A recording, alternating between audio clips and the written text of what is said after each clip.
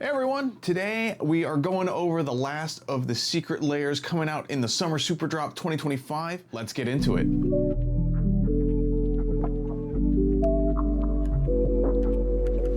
First thing off the rip, we're testing some new equipment because we're taking the show on the road for MagicCon Vegas. So we're testing a new mic for that, portable stuff, as well as getting the camera on the tripod. So that's why the angle is a little different. But I digress. We're talking about Secret Lairs today. These three are in addition to the Final Fantasy Lairs that we're getting with the Summer Superdrop. That stuff is coming out on the 9th. Let's jump right in. First layer up is Artist Series Phil Folio, and this has been a long-awaited layer. He's been teasing that he's been working on this for years, I think, at this point. First card up is Goblin Bombardment. This is a solid card, $2.50 in the non-foil, $5 in the foil. Seen 7 reprints, 1 in the Secret Lair. Last saw this 10 months ago, ranked 397 on EDH Rec. After that, we've got a weird one. We've got Orcish Lumberjack. This is a 50-cent card. First foil, if you're picking up the foil of this will be the first foil reprinting of that. It's seen 3 reprints. Last saw this almost 4 years ago, and it's ranked 4130. After that, we've got a $10 card, Constant Mist. This one is a cool fog effect that you can continually buy back. Definitely an annoying card, especially in those lands decks. This is the first reprint we're getting. This has been 25 years coming, ranked 2546 on EDH Rec, which is pretty high considering we haven't seen the card in 25 years. Final card in the layer is Song of the Dryads. It's a $4 card in the non-foil, $6 in the foil. Seen 4 reprints. Last saw this almost 2 years ago, and it's ranked 1532. Looking at the layer stats, we've got $17.26 in the non-foil, $21.65 in the foil.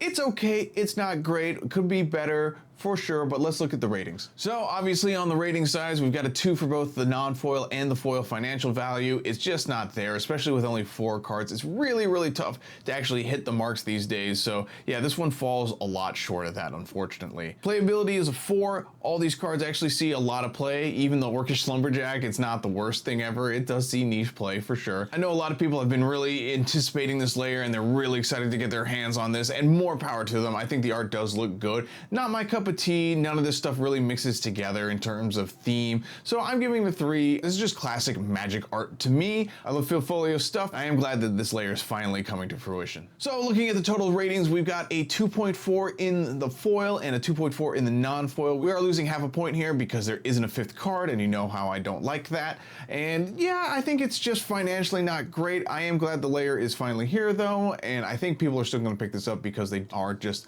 huge lovers of his art. Next one was pretty crazy. It's featuring Emiri Sakabashira, and this art is out there. The frame is out there. I love the frame personally. The art I think is all right, but the frame, everything together I think just looks awesome. First card up, it's Consecrated Sphinx, and yeah, that's right. This is the namesake card of the layer. This is what you're buying. This is what you are paying for. It's Consecrated Sphinx. It's $33 in the non-foil, $32 in the foil. Seen 7 reprints, 2 of those being Secret Lairs. Last saw it 10 months ago, and it's ranked 587 on EDH Rec. After that, we've got Resculpt, one of the few ways you can actually deal with an artifact in mono blue, but it's a 20 cents card in the non-foil, 50 in the foil. Seen 1 reprint before this. Last saw this almost 2 years ago, and it's ranked 609 on EDH Rec. After that, we've got Mirage Mirror. This is a 50-cent card in the non-foil, $5 in the foil. Seen 5 reprints. Last saw this a year ago, ranked 1011 on EDH Rec. Finally, we've got Scion of Draco rounding out the layer. A staple in Modern Domain. It's a $4 card in the non-foil, 5 in the foil. Seen 4 reprints before this. Last saw it almost 3 years ago and ranked 3329. So looking at the stats here, we've got $37.72 in the non-foil singles, and we've got $42.55 in the foil. This is a great offering, despite it only being 4 cards. Everything here is riding on Consecrated Sphinx, so if that's the card you want, that's the card you're definitely paying for. Everything else here is just kind of all right. So this gets a 5 for both the foil and the non-foil financials. As you saw, this is over what you're paying for, so that's great. Again, you're just paying for the Consecrated Sphinx. Playability is a 5. All these cards see tons of play, even the Scion of Draco, which doesn't see it a lot, but it's still up there. But Consecrated Sphinx is in the top 1,000, same with Resculpt. Even Mirage Mirror is almost there. It's just outside the top 1,000. Art, I'm giving this a 4. Thematically, there's a huge through line. I think the frames are some of the coolest frames we've gotten in a long time. Art, I think, is just okay. I don't really get any of this stuff. Like the Mirage Mirror is just a guy with a ton of glasses on it. Consecrated Sphinx is a little creepy.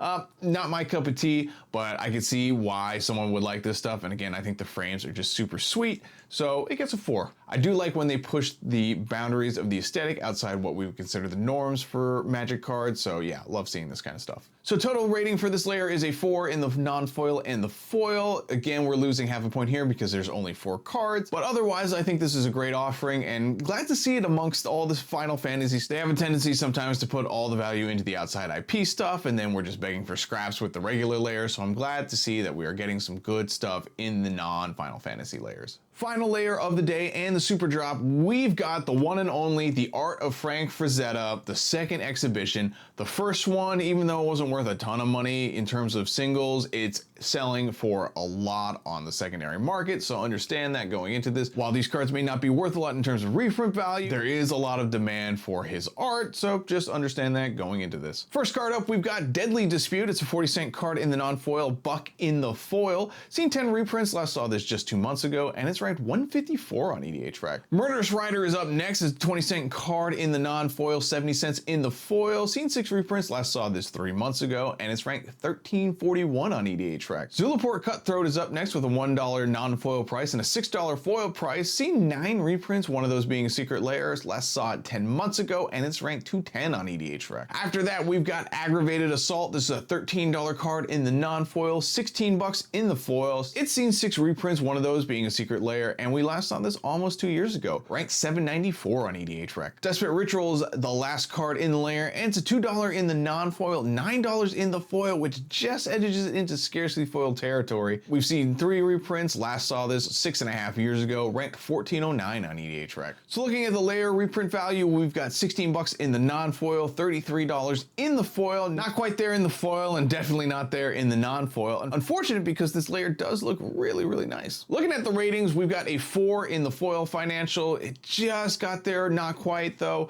And the non-foil unfortunately gets a 2. Just not a lot of value here in terms of actual reprint stuff. Playability gets a 5. All these cards see tons and tons of play. You'll be able to find a home for each and every one of these. Art I gave a 5. While this high fantasy kind of art aesthetic isn't my cup of tea, it just looks so good that I'm even attracted to it. I think all of these cards look phenomenal. I really like them in the borderless style. We really get to see all of the art. While I think a lot of people will have wanted a retro frame, I don't blame them for that. I like having the borderless. I think they could have offered both, but overall I do really like the borderless look of these, and I think these cards look sick. Total rating for the Art of Frank Frazetta, the second exhibition, is a 4 in the foil and a 3.9 in the non-foil. We are losing half a point there for scarcity foil stuff, but not really a ton there. This layer is pretty great aside from the financial stuff, and as I said before, his art has a tendency to trend up regardless. Overall, I think Summer Super Drop is great. I think the Final Fantasy layers are great. They weren't super stingy with the remaining layers, even though I would have liked a 5th card for 2 of these artist series. You know, what can I do? I don't make the rules. But overall, I think this is a solid Super Drop, much better than the pencil one that came before it. So I will be putting my what I'm buying together video in the next week or so. I'll be releasing that on Sunday the 8th, the day before the drop goes live, just so you guys know what I'm picking up for full transparency and all that jazz. But anyways, that's all I've got for you today.